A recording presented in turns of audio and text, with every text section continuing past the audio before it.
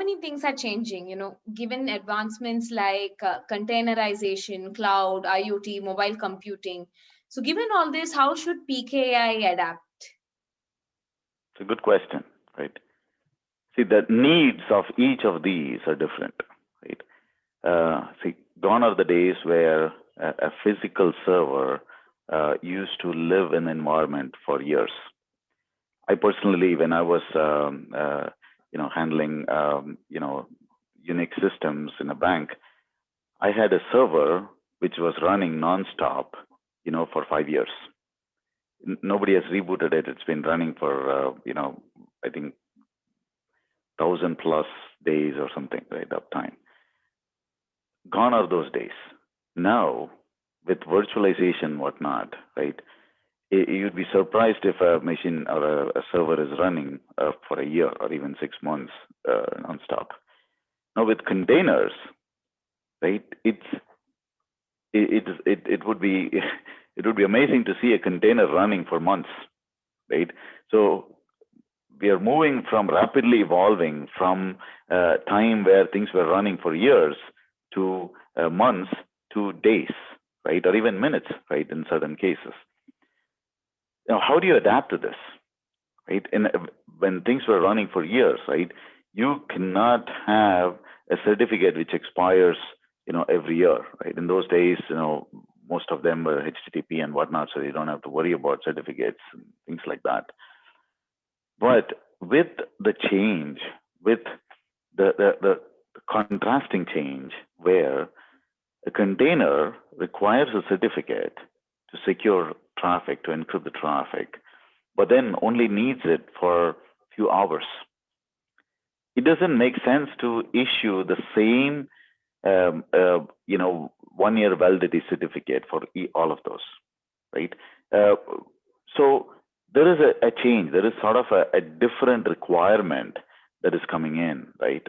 For example, IoT requires like a birthing certificate and then a more production deployed certificate, right? And there are mobile devices which could basically change. The mobile models keep changing every year, right? Or people change mobile devices quite so often, right? So the whole PKI strategy has to take into account these rapid changes. You cannot have one issuer issue certificate for all of these. And you cannot also have a segregated, root of trust where you have, one root of trust for, mobile and another one for containers and whatnot, right? So how can you have one trust anchor, right? But at the same time, cater to these different needs. It's to look at how can you reduce the blast radius, right? So the whole approach is to look at different issuers. Even though you have a single offline route, you could have an issuer for mobile, which sort of spins up a certificate which is valid for a month, right, or maybe a few months, right, or even a few days, depends on what the requirements are. And then there could be, server certificates, which could still be valid for a year, right? And there could be certificates which are valid for, days or weeks, depending on what you need, right? Like the birthing certificates, you don't need it for forever, right? You just need it during the onboarding process of the device, right? So depending on that, if you have different issuer, the blast radius is reduced in the sense, if there is a key compromise, assuming, right, you don't have to go revoke every certificate under the sun, right? Or rather issue every certificate. Now you can figure out which ones are those, right? And your CRL list, right? Those are not going to grow exponentially and whatnot, right? So those are some of the changes or some of the